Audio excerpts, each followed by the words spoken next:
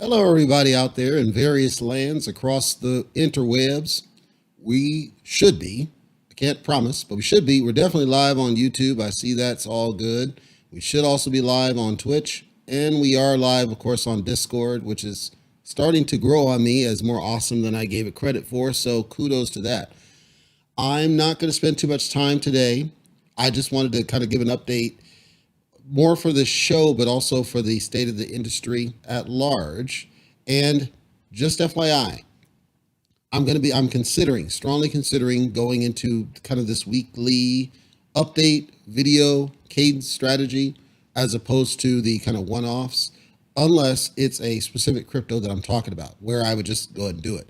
So, what that means is that basically every weekend, perhaps early in the morning, I would do this type of a thing. That way it's more predictive.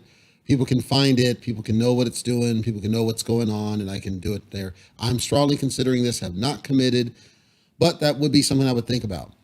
And for those listening on the YouTube side, we also have one-off things that we do on the Discord and what we call the Smoke Lounge. That's basically the equivalent to what you see on YouTube, minus the recommended garbage and the ad garbage and all that other stuff. So anybody that's interested, by the way, and we have short links to find all of our different outlets now, which is pretty cool. So if you go to cryptotalkradio.net/tool. So for example, cryptotalkradio.net/Discord takes you to our Discord channel. Cryptotalkradio.net/Twitter takes you to our Twitter. Cryptotalkradio.net/Twitch takes you to our Twitch channel and YouTube and so on. So if you ever forget, just remember to tack on the tool after cryptotalkradio.net and you will get to one of our stream sources. So if YouTube doesn't work for you, brother, you can jump into any of the other ones, and we welcome you in all of those as we have visibility into all the different chats and everything. It's a little bit clunky for us, but not a big deal. I'm ready for the smoke. Now, let me talk about the state of the industry, because I think some people get it and some people might not. And I'm probably going to piss some people off.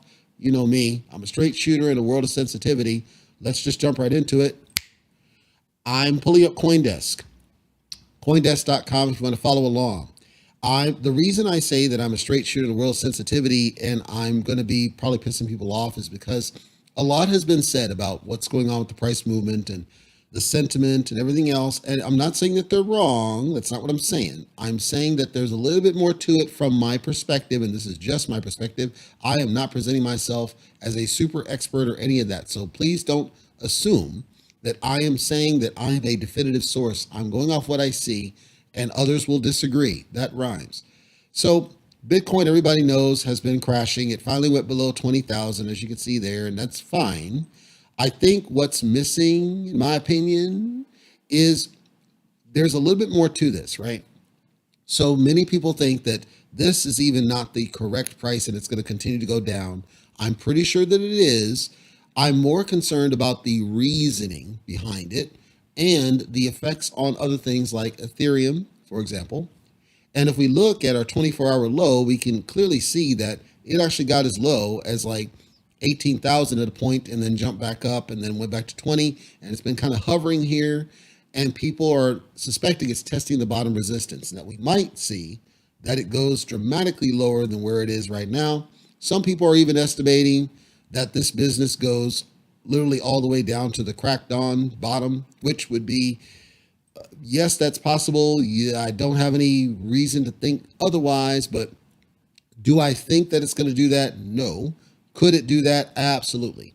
So if you're concerned about it, and rightfully so, if you're concerned about it, I've said, and I maintain this, if you're really worried about it, and there are some people truly that, like there was some guy on Twitter and he said, well, and I told him he should make a country song out of this, but he said, my wife left me, my wife's with another man, and my kid's college fund is down, and the bank's taking my home. And listen, if you're at this point where you're just completely, hopefully nobody listening to me has done this, but if you've YOLO to the point that all this is really disrupting you and what you're doing, I don't know why you did that, but if you're impacting anything else in your family or your personal life, you probably should step away from cryptocurrency is my gut.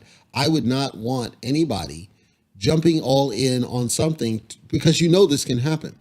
Not only do you know it can happen, it has happened. This isn't new. We've seen this before. It's happened multiple times.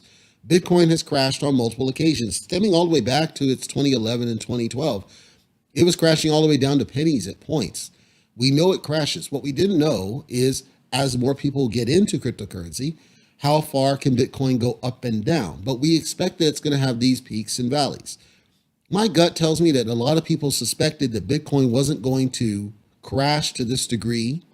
My gut tells me is that people thought that the 50 maybe mark was going to be its bottom resistance. I don't know why we thought this, because if you think about profit, there were going to be people that eventually were going to dump this stuff. We don't know who all holds and who's just kind of holding the line, who's out there saying, you know what, I'm just going to keep it and not worry about it, because there have always been those people. There's always been people invested in it that they refuse to drop anything because they know the moment you sell, you realize a loss. We also knew that regular businesses were getting on board with this to where they were possibly saying, you know what, we're just going to dump this Bitcoin and make some money when the books look like crap. We also knew that the inflation was a problem. We knew that supply chain was a problem. We knew the war was a thing. We knew that oil was having issues. And we know now that the stock market is also kind of running lockstep with what we see with Bitcoin. My point is, there's no way you couldn't have known that it was going to have a crap. We wouldn't have known when, and we wouldn't have known how deep. But this is why most people, most reputable people, will tell you your investment strategy has to be smart. It has to take into consideration what you think will happen, not what you see now. The graphs that you see today don't matter. Even this one doesn't really matter. It is simply an indicator of many indicators, and you have to count all of the indicators together. And you have to account sentiment. And unfortunately, you have to count to a greater degree social media. And unfortunately, you have to count what the president goes up, US president goes up and says. You have to count all these things. So you can't necessarily bank on the old school of, well, it's a graph and it's red, so it's done. We've done that before and it hasn't worked out. There have been multiple times. There's a service on Twitter, and it was talked about 400 times now. We predicted the so-called death of Bitcoin, and then it ends up recovering. It's just a matter of we don't know when, we don't know how long it takes, and it's going to go cyclical. I think many people, because there's so much new money coming in to cryptocurrency, people that are just now getting in it after the rise of Bitcoin from 2020 and 2021, early 2021, then all of a sudden it's like, okay, well, there's got to be something here, and I'm going to go ahead and invest in this thing and see where it goes. And then they get shell shocked because they weren't in it long term. See, people who are in it long term, they're not shell shocked by what they see. They're still just trying to predict, but they're kind of just going with it. Like myself, I knew when I saw Bitcoin hit 60,000, the thing was way overpriced. I just didn't know how much overpriced.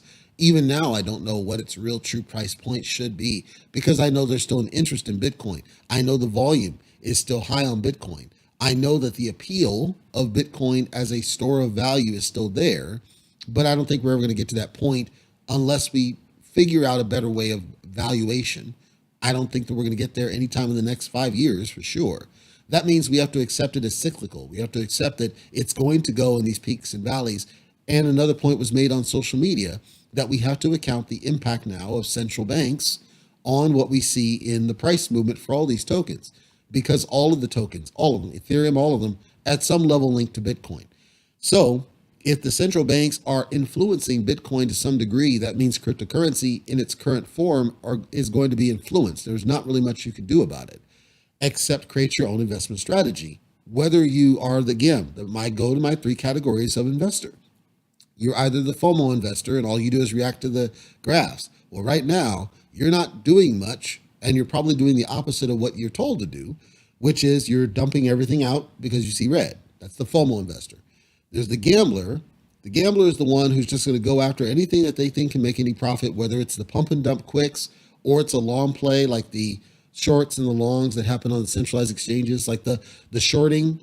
That's a thing right now. And the shorting, for those that don't know, is you're essentially, because let's call it what it is, you're essentially gambling on these things dumping. You're gambling on the lower price. You're gambling on how low can it go. You're gambling on this idea that it's going to go lower, it's going to go lower. So you're picking a price target and you're getting gains based on it going lower and lower, and you're making a loss based on it climbing and contradict what you thought. So there's that, right? So there's all this is playing into factor. You could have this influence situation where people have bags and bags of Bitcoin and then they're forcing shorts. So they're selling off short and then they're doing this short strategy to make more money and buy back in here and doing the short again. You have all these things playing. Meanwhile, you have what's referred to as the institutional money. That's the money that's sitting waiting for the best deal. They're waiting for the right price for them to buy in. I'm no different than this. I was waiting, patiently waiting. It took too dang long. I was patiently waiting for Ethereum to drop below $1,000 so I could buy it because I don't think Ethereum is worth more than $1,000. I never have. When it was hitting $4,500 and all this garbage, I absolutely wasn't buying significant amounts of Ethereum. I would buy small bits, but then I would immediately sell it on some other project. I'm pretty sure that the Ethereum project is not what they wanted me to do, but there was no choice because I was not going to pay $4,500 for one ETH when I knew for a fact it was grossly overvalued. I bought smatterings of Bitcoin here and there, the Satoshi level, but never have spent a lot of money on Bitcoin because I felt it was grossly overpriced. Now I'm sitting back in the cut waiting to see if these go even further down. If they go further down, great. I'll buy some more because I'm in that mindset of I'm on the core tokens, these guys up here across the top, and I'm buying off the dip where I think it makes sense. So for example, for me, Ethereum made sense top level because two reasons. One, Ethereum 2.0 should show at some point, don't know when, and I want to get on that one. I do think Bitcoin makes sense at some point. I just don't know when. Then BNB. I do want BNB. BNB I've had less of an issue with, but the lower it gets, the more I can get. And so I've played that in a factor, no problem. XRP I've kind of avoided myself. AVAX is one that I bought recently. Polygon I bought recently. Phantom I bought recently. So I'm in that mindset of, I'm just going to buy dips, let it marinate because I'm not worried too much about significant drops. Now, there are some people who are predicting that even, like say for Ethereum, that Ethereum is going to go significantly lower than the 1,000 mark. My gut tells me that it would take something significant, like it would take this kind of a dump thing for that to trigger that kind of a sell-off. Could it happen? Absolutely. Not saying it can't. I'm saying that probability-wise, I'm skeptical that that would happen. I'm thinking more likely this 1,000 mark is probably going to be really hard to breach because of how many people are holding it, because of how many people are in it, how many people are dealing with it. That's my opinion and might have no basis in fact. And everybody, again, I'm pretty sure people would emphatically disagree with me, and that's okay. I support people to disagree with me because that creates civil discourse. We can have a conversation and think about what it is. When I think about BNB, because BNB is so tightly linked with Ethereum, whatever Ethereum does, BNB is going to do, and that's okay. So I decide or not decide whether I'm going to do BNB based on where I think its price is. To me, BNB's mark is about $200. Could get that totally wrong because it could be that Ethereum completely crashes again, further lower. But we also are in this waiting game for Ethereum 2.0. We're in this waiting game for the Pulse chain. There's this waiting game happening off to the side. Volume-wise, I don't see that there's very much issue with what's going on. Sentiment, there's fear. So a lot of people are just afraid. And then unfortunately, and I think this is contributing to this, for whatever reason, a lot of people have just been YOLOing into a lot of this stuff. And that's their thing. If they want to do that, fine. I'm not a fan of doing that ever. But it seems like a lot of people have been FOMOing into the growth, the green. And now they're getting wrecked because it's going down because they didn't have an exit strategy and they didn't understand that you're supposed to take for profits. So I think that's playing into factor too, that we have to let, as sad as it sounds, and I don't want to express it this way, but it's true.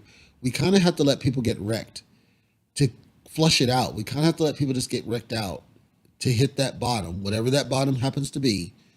And then at some point, people are going to buy into stuff because they're going to see that it's done with this drop, significant drop, and they're going to buy in.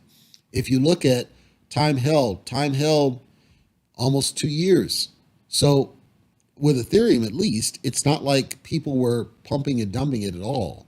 And it seems like people were just kind of holding it on the way up as it was climbing unrealistically. And then once it hit that plateau that I told everybody it's going to hit, every crypto hits that plateau, it's going to have a significant drop. And the drop is it's exacerbated based on how high it went. So anybody that held long term on Ethereum, I understand why they did so, but those are the ones that are likely getting wrecked now. I would hope, and it's only a hope, I would hope that people, as they're buying back in, whoever's buying in, whenever they buy in, wherever they buy in, whatever they buy in on, are being a little bit more thoughtful around the strategy. The idea, in my mind, in my opinion, is if you're going to buy into some cryptocurrency, do so under the idea that you're going to take for profits. So what I'm saying is when it's going up, ideally I would want to see people sell and take those profits and kind of stockpile them, whether you keep them in fiat or you keep them in stable.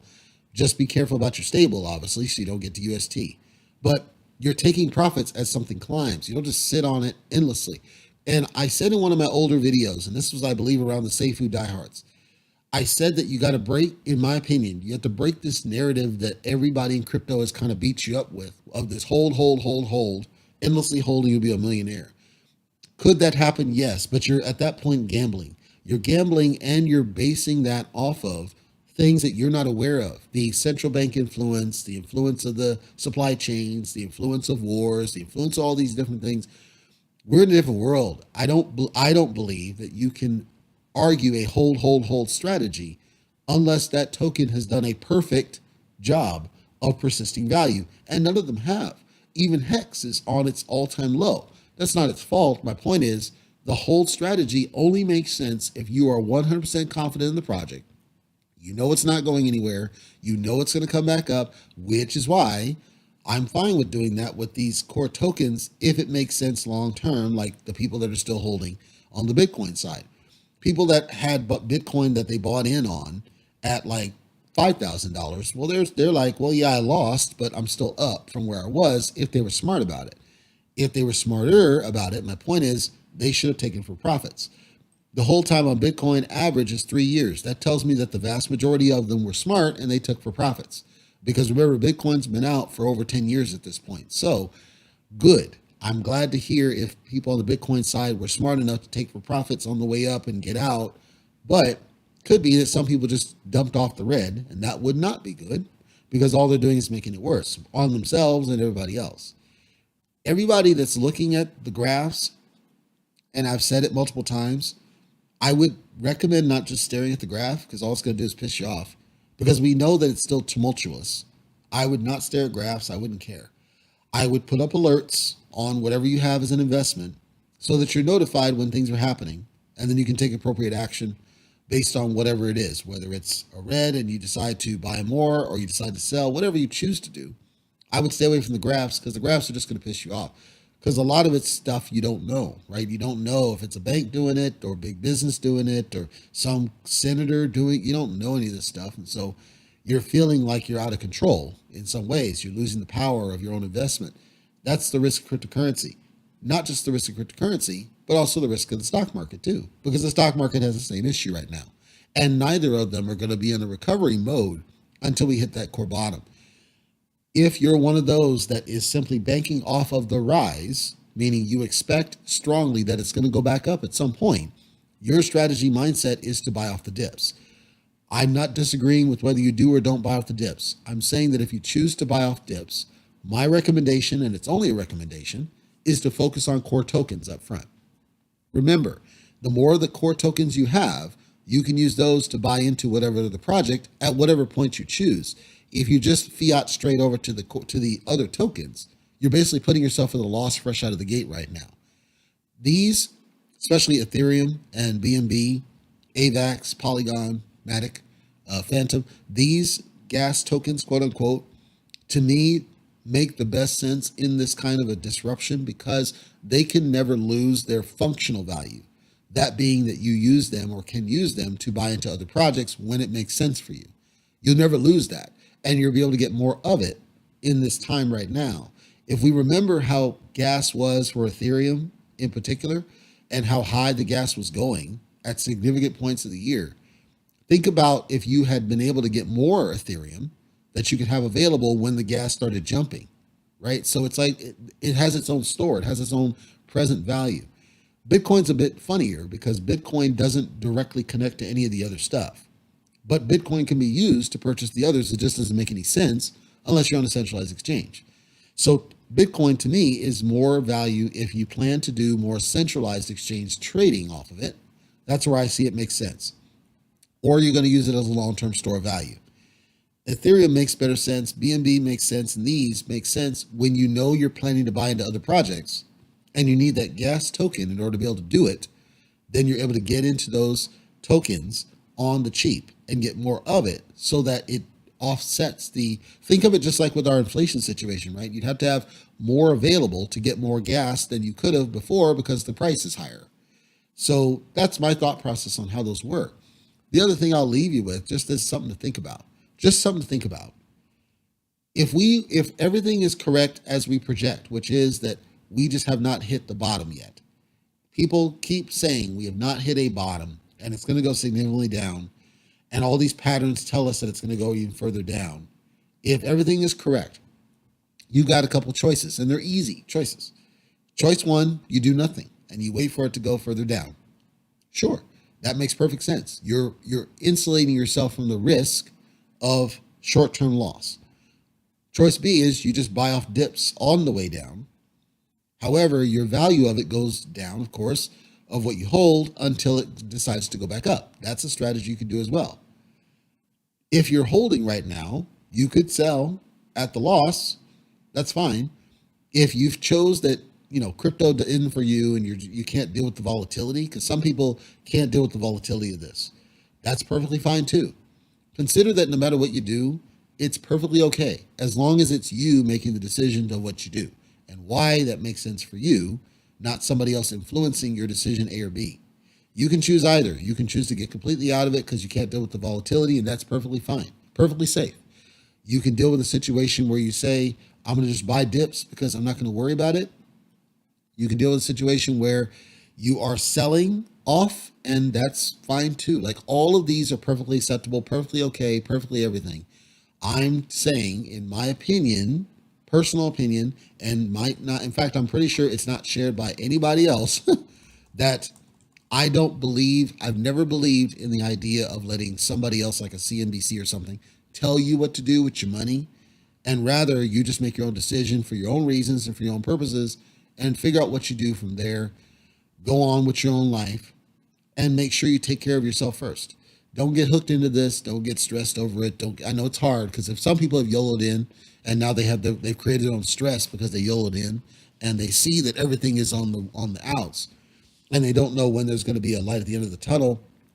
That's the risk of cryptocurrency. That's the problem. That's the risk of any investment. Is you have to understand the worst can happen. You cannot just ride off the green candles. And I think a lot of people expected the green candles to go eternally. I don't know why, but they seem to have expected the green candle would never stop. Green candles will always stop. You will never have a situation where you'll have eternal green because that's not healthy. You always will have buys and sells. We are seeing that there's still buys. There just happen to be more sells than buys. At some point, you can only sell so much. You still have the people that are shorting it and people that are potentially buying off the dips, and then they're doing other sells that force it down. But at some point, all that's going to stop. You're not going to get that. And that's the consolidation that's going to happen and capitalization happening. And then it's going to go back up. We just don't know when. So be smart about it. Because we don't know when, don't just make large decisions that you can't be okay with. That don't make YOLO decisions. Don't make decisions where it's going to put you out. Don't make decisions that are going to harm your family, right? Don't make decisions that are going to cause you to lose your home. Don't do that. When I bought the Ethereum after it hit under 1,000, if I look at the price of Ethereum now, I think it's a good decision for me because it's still wavering around the 1,000 mark. Tells me that it's probably a good price for me to have gotten in, but it was money that I was okay. If I didn't, like, let's say it goes down temporarily, I'm okay with it going down temporarily knowing Ethereum's going to go back up. And I'm okay waiting until it goes back up because even if it doesn't go back up, I now have enough Ethereum that I can go and buy into other projects that are going back up. So if I chose to switch over to a gambler strategy, which I doubt I would, but let's say I did, now I've got enough Ethereum that I could toss basically whale level money at a project, but my investment actually is lower because the price of Ethereum is lower. That's my strategy. You got to find your own and what makes sense for you. And again, if the disruption just kind of drives you nuts and stresses you out or puts you out, please don't stay in this. Please don't do it. Just make your own way, make your own decisions, and be smart about it. And at some point, everything will kind of settle in and we will get back into an up run. Nobody can tell you exactly when. Everybody's guessing, even the big news outlets. I know Fox Business and CNBC. I don't watch those, but I know that they've been, quote, shilling to buy the dip, buy the dip, buy the dip, buy, doop, doop, doop. I'm saying to you, you got to make the decision for you. Don't let them influence you into what to do, because it may not make sense for you to do that, especially if it's going to put you out. Don't gamble this stuff if it doesn't make sense for you. If it's throwaway money, that's a different thing. For many of us, it's not throwaway money. For many of us, it's important money that we want to go far. At the worst, if you're going to try to invest in something that's not designed to be disrupted by these things, like bonds, for example, outside of stocks, outside of this other stuff that are designed to have some present value. Because even real estate is having some issues right now. So there's no safety in a lot of these speculatives. You have to go to something that's not speculative in nature for now, or accept that this kind of disruption will happen, although temporary, and be okay with that temporary loss. That's all I got, and that's all I wanted to share with you guys. It's a challenging time right now, and I'm not making any guarantees, promises, or otherwise about where we're going and where we're at. I think it's just going to take some time.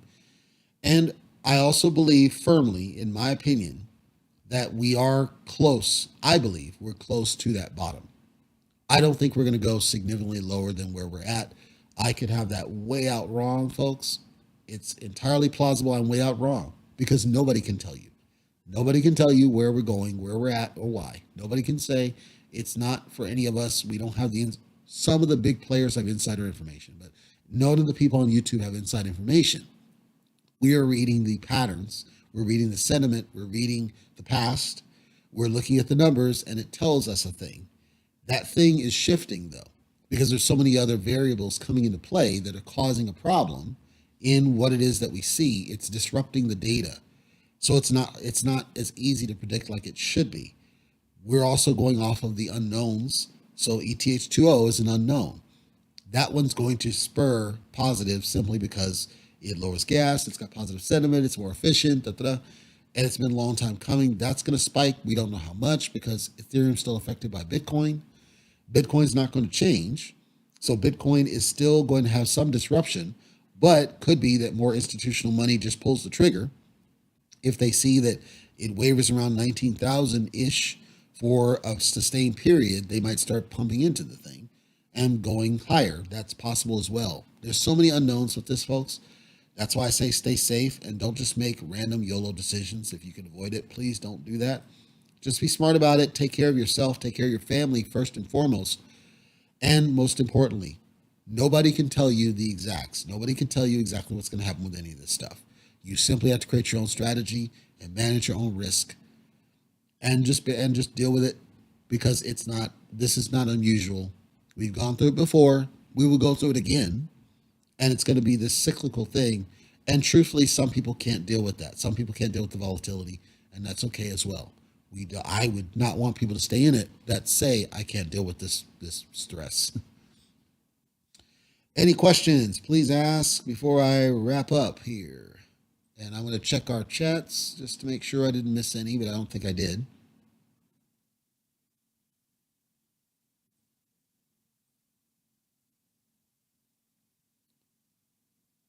Nothing yet on YouTube. Nothing on Twitch, although we did get some subscribers on Twitch, so I appreciate you for that.